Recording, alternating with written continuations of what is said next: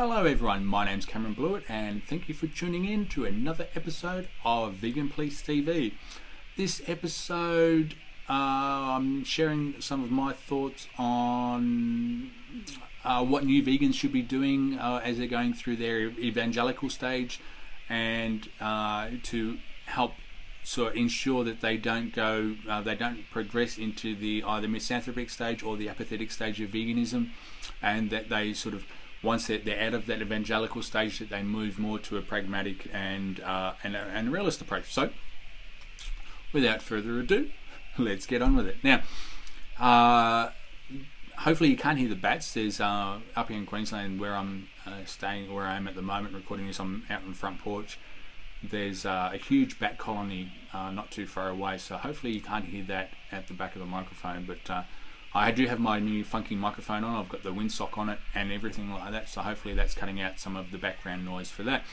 Now, in a previous episode I've mentioned what I believe to be the stages of veganism. So that's the new converts to veganism are normally evangelical vegans, where they want to evangelize everyone to become vegan.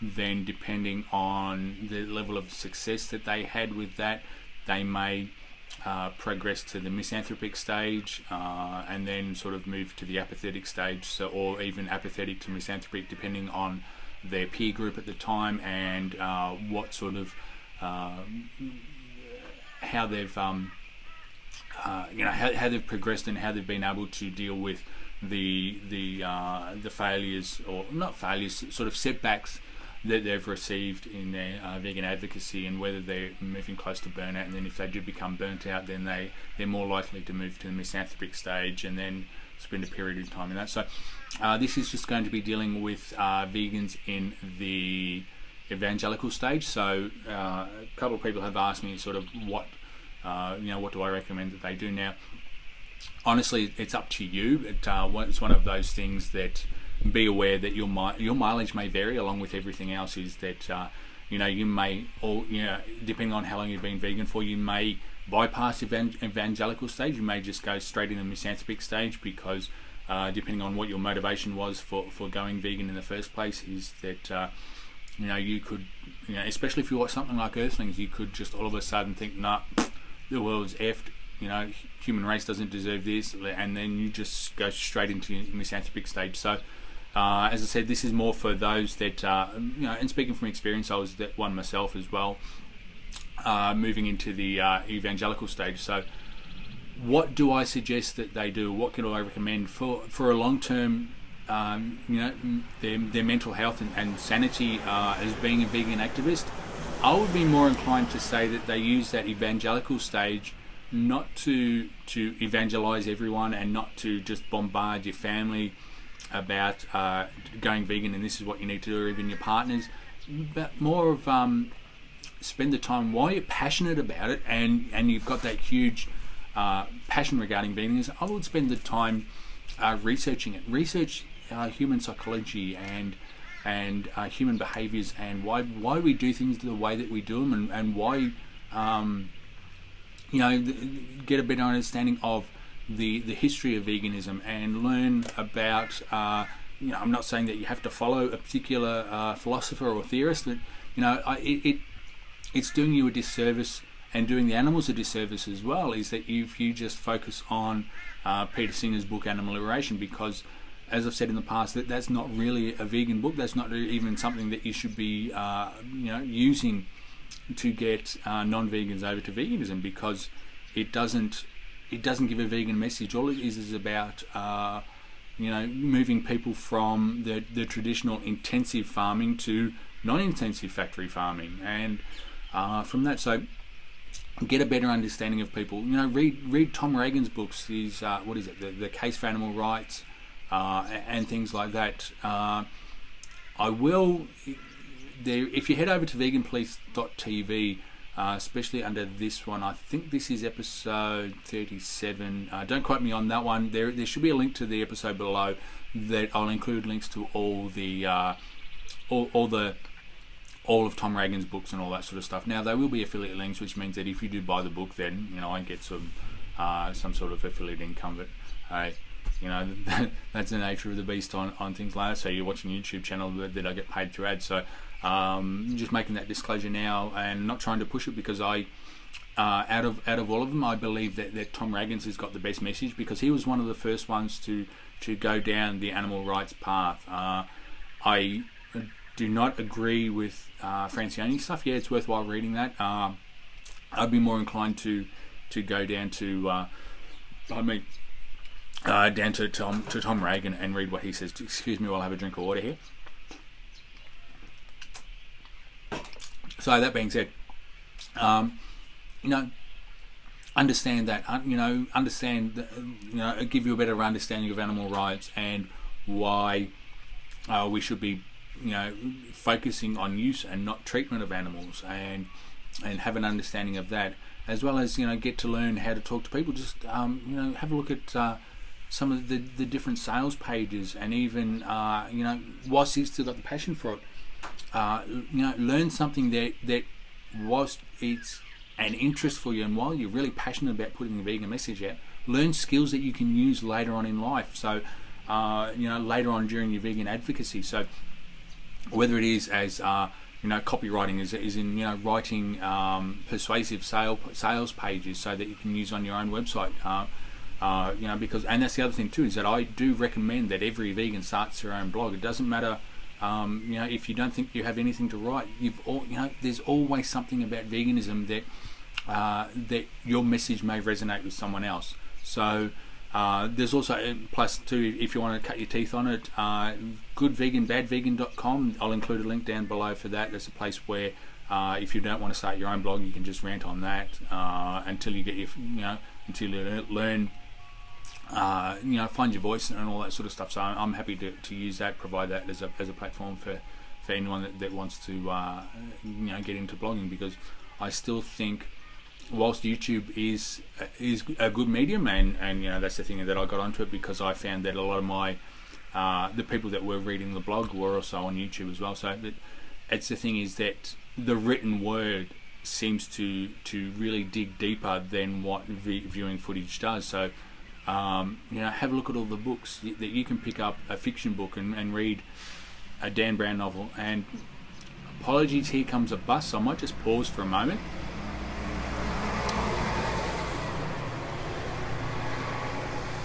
As the bus goes past, so it wouldn't go over. So you have a look at the fiction novels and the way that they write fiction.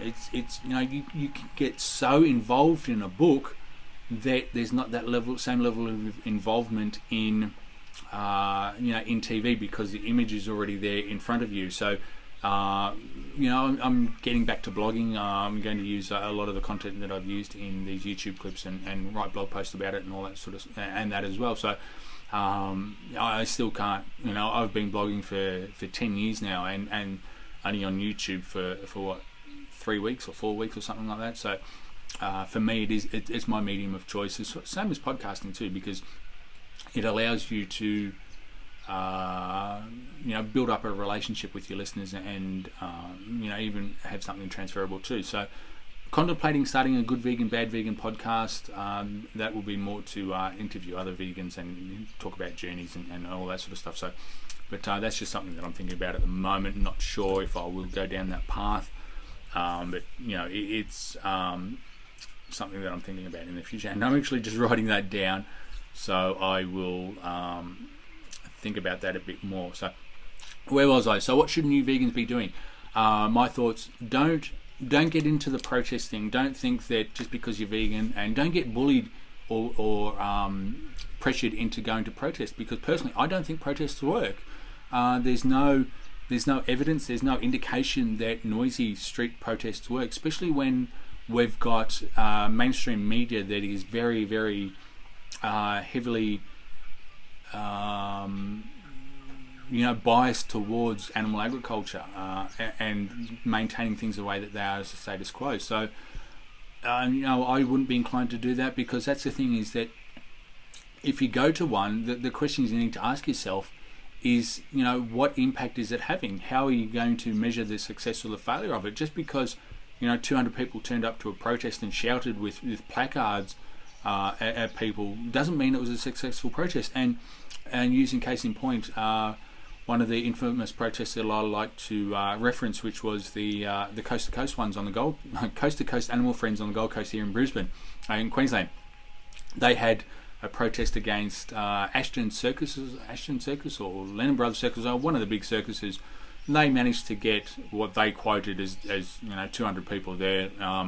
Conservative estimates, I think, was probably about 50, 60 people there. And they were just having placards there shouting at people. Now, what sort of message is that you're putting through to the people that are turning up to the protest, the children that are going to the protest because their parents have got to it? And that's the thing, is that yes, it may make you feel good as the protester because you got to shout at people, you got to hold a placard, and you got to wave around, and you got to feel good about something because you got your face on YouTube, or you got your face on Facebook and all that sort of stuff. It's is that something that will have a positive, lasting impact on the people that attended that protest? My concerns are no. I went to both protests on, this was years ago on the Gold Coast, and first one I was just observing. Second one, I actually wasn't not part of the protest, so please don't think that I was. Actually talking to the people that were attending the circus as well, and asked them honestly, have they considered anything that the people that were protesting, have they thought about that? Well, a majority of the people turned around and said no, that they were under the impression that the animals were treated well. They haven't seen anything that the animals were treated badly, and it was something that they did, that their parents brought them to, and it's something that they wanted to pass on to their children as well. So this is the thing, when you're trying to counter or change such practices that are so socially acceptable and socially entrenched, then yelling and ranting and raving and having protests really isn't going to be that good. It may give you social cred and be able to say, hey, these are the protests that I went to and this is what I've done and all that sort of stuff.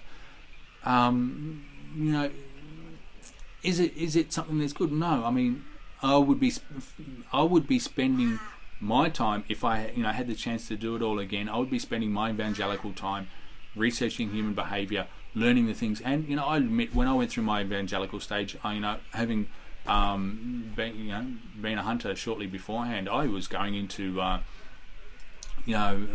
disrupting every hunting expedition that I could think of, going through and playing music around watering holes so that the shooters couldn't get couldn't shoot the kangaroos. I was going through properties and open areas with lights blaring and noise and all that sort of stuff to disrupt the kangaroos so they couldn't get shot.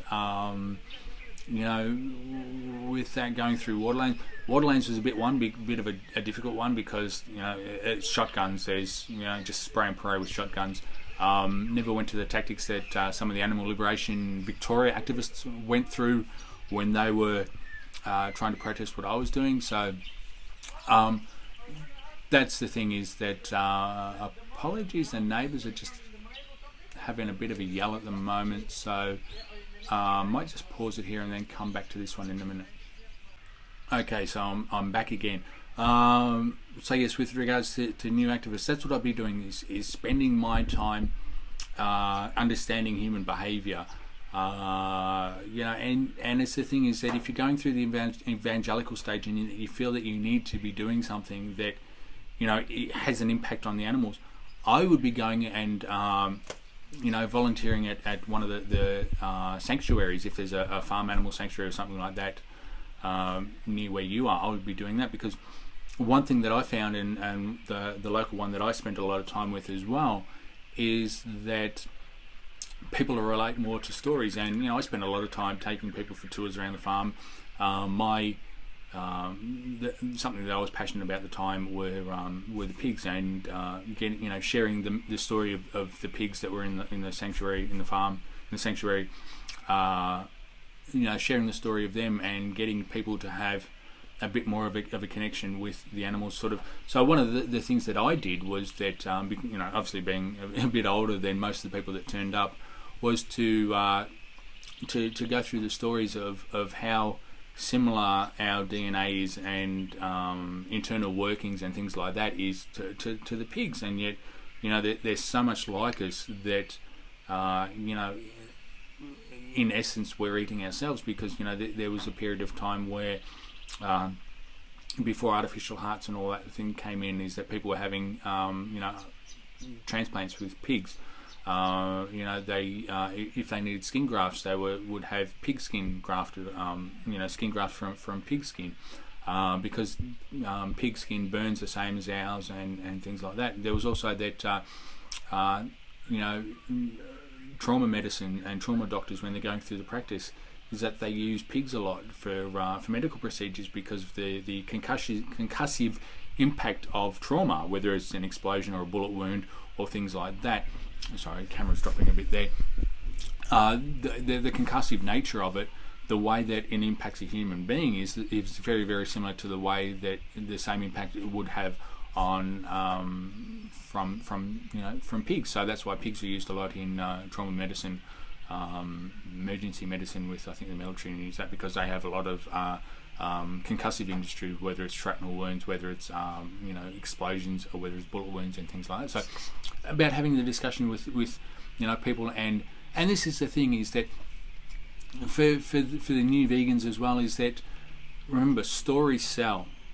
Okay, this is you can sell more people with a story. You can get more people involved by telling a story about, as opposed to standing with a placard saying you shouldn't do this, you shouldn't do that. I mean, you have a look at how many people, you see a sign that says wet paint do not touch. How many people want to touch it? It's one of the things that people just want to touch it, whether to prove that it is wet paint or not, who knows? So it's the thing, is that if you're running around holding placards that saying protests are cruel and this and that, well, people are going to go to the protest to see for their own eyes whether they are or they're not. So this is the thing, why protests don't, I do not believe protests work. I do not believe that protests are an efficient use of the activist time, because you'll spend 2 hours at a protest, an hour and a half at a protest, you've probably got half hour travel each way, so there's another hour. So let's say it's an hour and a half protest, so you've got 2.5 hours there, so that's, what's that, 150 minutes that you've spent, that could you have spent that time on something better that has a greater impact?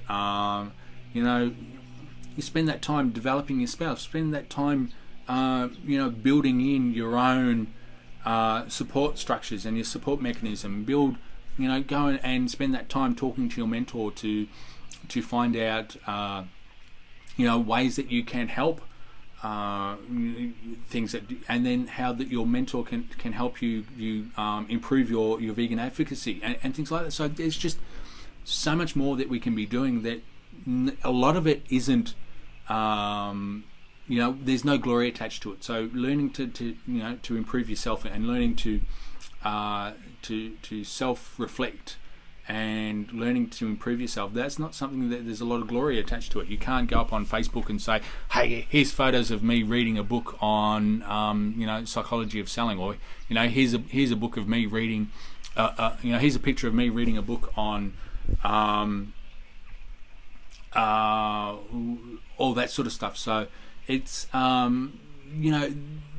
there's no social cred to it. Whereas if, hey, look, here's me spending 2 hours in the hot sun at a protest. Really, you think that's it? So I mean, we need to get past the whole thoughts and ideas of that we need to be doing something, anything, and making noise is doing something. Well, yes, it is doing something. Is it a productive something? It's highly doubtful. So that's my thoughts. Please, and majority of this was inspired by one of the subscribers' comments. If you've got questions or anything like that, please send me a message. Leave a question in the comment section below. I will do my best to get through all of them and have Q&A sessions. I might do that, pardon me, once a week, do a Q&A session answering some of the questions. Pardon me. And one question that I have been asked a lot is that, will I be doing any what I eat in a day videos? Honestly, no. I may do one for just for the fun of it. People, you really don't want to know what I eat. This morning was a smoothie. Lunch is it time for lunch, or lunch was leftovers from dinner last night. Dinner tonight, it was probably going to be a vindaloo. No glory in that. Breakfast yesterday was a bowl of cereal with rice milk on it. So, and then there was coffee throughout the day, and then there was some cookies that had been made for me and all that sort of stuff. So really, nothing fascinating in what I eat throughout the day. So I'm not going to worry about trying to torment people and promote all that sort of stuff. But this is the thing. I live a realistic lifestyle. I'm not going to say, hey, yeah, it's all raw food, and because I spend 5 hours making breakfast in the morning, I've got a realistic lifestyle. I'm part of the real world. So yeah, that's why I'm sitting on the front porch now. Or most of it's done in the car, because this is real world stuff.